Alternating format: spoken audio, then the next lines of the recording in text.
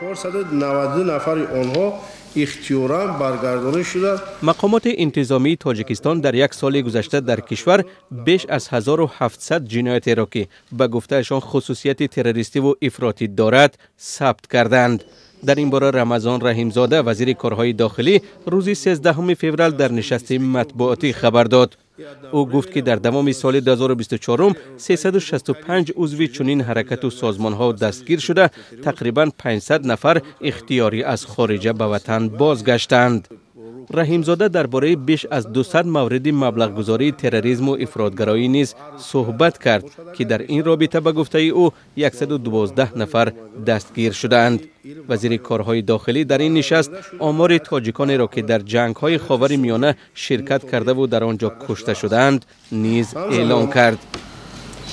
معین کرده شد که در محاربه‌های جنگ سوریه، عراق و افغانستان 2566 شهروند ما اشتراک نمودند.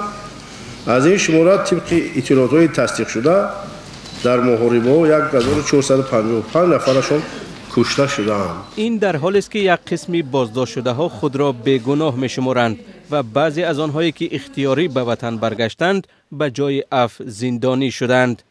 همچنین چندی از چهره‌های مخالفان در خارج ناپدید و در تاجیکستان پیدا شده، پول فرستادن اعضا و طرفداران مخالفان به خویش و تبارشان در تاجیکستان مبلغ گذاری به تروریسم عنوان شده است. افراد هم جزا گرفتند. در یک سال گذشته مقامات انتظامی تاجیکستان 10 خانواده را که به گفته آنها اعضای گروه و حرکت‌های تروریستی و افراطی بودند از خارجه به وطن آوردند.